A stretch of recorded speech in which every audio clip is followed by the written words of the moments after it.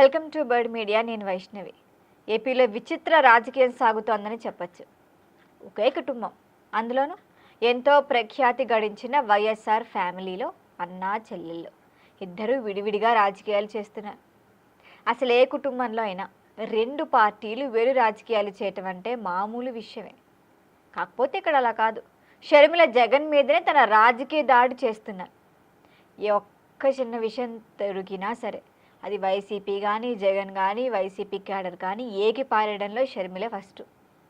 మరి వైసీపీ బలాన్ని పూర్తిగా తగ్గించాలని ఆమె రాజకీయ వ్యూహాలతో ముందుకు సాగుతున్నారు. మరి దీనికి ఒక కారణం ఉంది.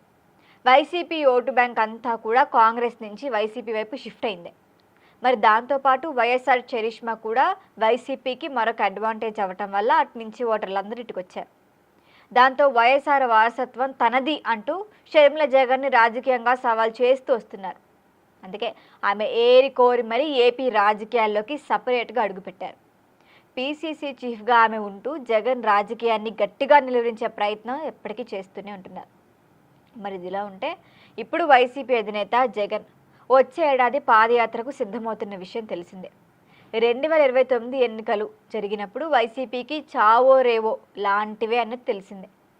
మరి ఈసారి కనుక వైసీపీ గెలిస్తే మరింత బలంతో అబ్బో ఇంకా వైసీపీ జనాల్ని మనం ఆపలేం, దీర్ఘకాలం రాజకీయాల్లో ఉంటుంది. టీడీపీ ఓడిపోతే, ఒకవేళ పొరపాటున వైసీపీఏ మాత్రం ఓడిపోతే ఏం జరుగుతుంది, నెక్స్ట్ ఏంటన్నది మాత్రం క్వశ్చన్ మార్కే. మరి దాంతో వైసీపీ అధినాయకత్వం ఈ ఎన్నికలను చాలా సీరియస్గానే తీసుకోవాలి. మరి జగన్ విషయమే మనం తీసుకుంటే పాదయాత్రతో ఈసారి ఏపీలో అణువణువు చుట్టేద్దామని చూస్తున్నారు. మరి దానికి తగిన విధంగానే ఇప్పటికే ప్రణాళికలు రచిస్తున్నారు బ్యాక్గ్రౌండ్లో. ఇక గ్రామ స్థాయి నుంచి పట్టణం వరకు ప్రతి చోట ప్రతి ఏరియా ఏది వదలకుండా టచ్ చేద్దామని జగన్ చూస్తున్నారు. అంతేకాదు ఇప్పటికే ఏకంగా 5,000 కిలోమీటర్ల పైగా సుదీర్ఘమైన పాదయాత్రకు జగన్ సిద్ధపడుతున్నారని సమాచారం కూడా వస్తుంది. మరి దానికి కూడా వైసీపీ ఒక మంచి ముహూర్తాన్ని కూడా రెడీ చేసుకుంది. 2027లో వైఎస్ఆర్ జయంతి ఉంది. మరి ఆయన జయంతి రోజైన జూలై 8 నుంచే పాదయాత్రకు జగన్ స్టార్ట్ చేస్తారని కూడా అంటున్నారు. ఇక ఈ పాదయాత్ర అయితే 2029 ఎన్నికల ముందు వరకు కొనసాగుతుంది అంటున్నారు.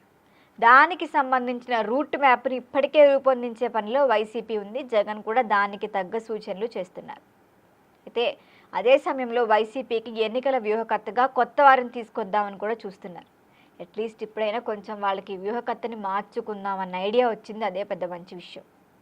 మరి అదేవిధంగా వైసీపీలో సమిష్టి నాయకత్వాన్ని అభివృద్ధి చేయటం, గ్రామ స్థాయి వరకు పార్టీ కమిటీలను పూర్తి స్థాయిలో నియామకం చేయటం ద్వారా జగన్ పాదయాత్రలో ఉన్నా సరే ఆయన పూర్తి ఫోకస్డ్గా అలర్ట్గా ఉండేలా కూడా చూసుకుంటున్నారు. మరి మొత్తం మీద ఇప్పుడు జగన్ పాదయాత్ర అన్నది ఏపీ రాజకీయాల్లో హాట్ టాపిక్గా మారింది. మరి ఏపీ రాజకీయాల్లో ప్రకంపనలు రగిలేలా ఈ పాదయాత్ర ఉంటుందని వైసీపీ నేతలు అంటున్నారు. సరే, ఇదంతా బాగానే ఉంది. మరి అదే సమయంలో ఇప్పుడు మరొక వార్త కూడా కనిపిస్తోంది ఏపీలో. అదే పీసీసీ చీఫ్ షర్మిల కూడా పాదయాత్రకు సేమ్ టైంలో సిద్ధపడుతున్నారు అన్న వార్త.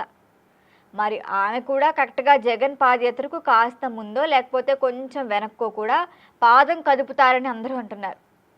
ఇక షర్మిల విషయానికి వస్తే ఉమ్మడి ఏపీలో జగన్ అప్పట్లో జైల్లో ఉన్నప్పుడు వైసీపీకి పెద్ద ఎత్తున పాదయాత్ర చేసింది ఆమె.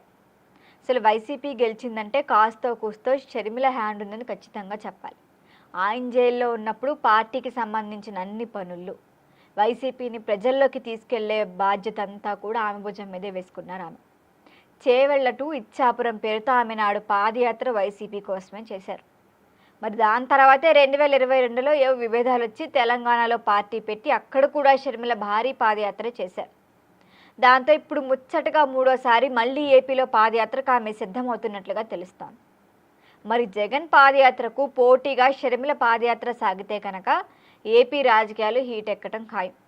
ఖచ్చితంగా ఇది ఎంతో కొంత ఏంటి చాలా వరకు వైసీపీకి డ్యామేజ్ చేసే సూచనలే కనిపిస్తున్నాయి. మరి జగన్ కూటమి మీద తీవ్ర స్థాయిలో విమర్శలు చేస్తారు.